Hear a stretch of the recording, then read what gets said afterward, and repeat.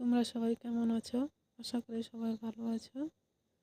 আজকে যে ব্লাউজের হাতের কাটিং করছি সেটা এখানে 4 ভাঁজ করে নিলাম। আর লম্বা নিলাম 10.5 ইঞ্চি।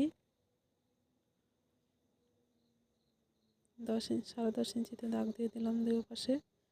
এখানে ডাউন দেব 3.5 ইঞ্চি। এবার একটা লম্বা টান দিয়ে দেব। তারপরে এখানে প্রায় 1.5 ইঞ্চির থেকে একটু বেশি সিধা দাগ রাখবো। তারপরে এখানেও 1 ইঞ্চির থেকেও সমান রেখে তারপরে শেপটা দিয়ে দেব।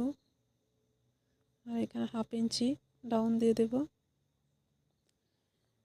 হাতের মাপ ছিল 5 ইঞ্চি, 2 ইঞ্চি এক্সট্রা নিলাম। এবার দাগগুলো ভাবে মিলিয়ে দেব। দাগগুলো দেওয়া হয়ে গেল। এবার এটাকে কেটে নেব।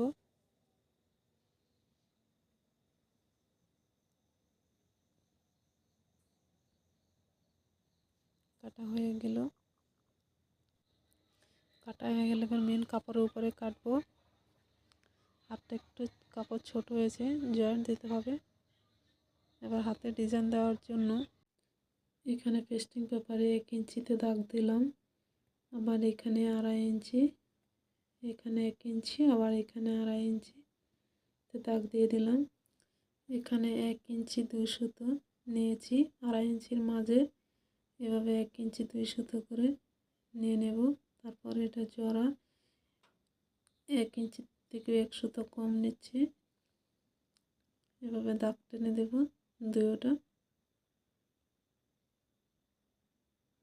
তারপর এটাতে একটু এভাবে শেপ দিয়ে দেব।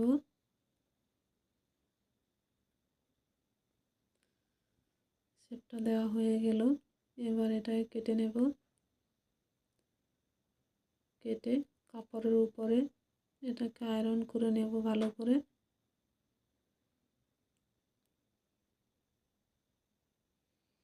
তারপরে কাপড়টা এভাবে মাঝখানে দাগ দিয়ে দেব। যে হাতের কাপড়টা কেটেছিলাম সেটা সেলাই করে নিয়েছি। আর পেপার পেস্টিংটাও আয়রন করে নিয়েছি।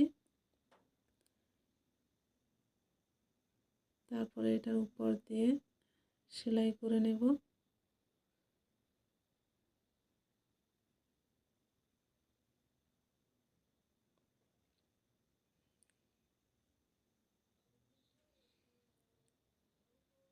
একটা সেলাই করা হয়ে গেল।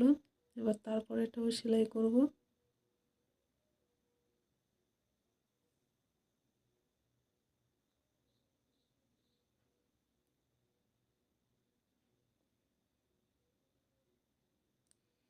দুটো সেলাই করা হয়ে গেল। এবার এটাকে কেটে নেব।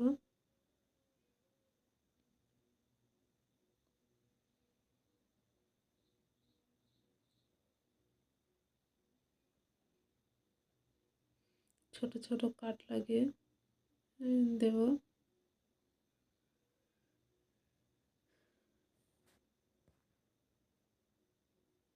এবার এটাকে মিডল দিয়ে কেটে নিলাম। তারপরে এটা এভাবে সিধা দিক থেকে উল্টো দিকে নিয়ে যাব। নিয়ে নিলাম।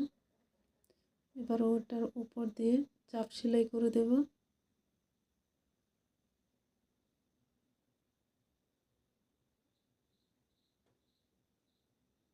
ধীরে ধীরে এটার উপর দিয়ে চাপ সেলাই করে দেব।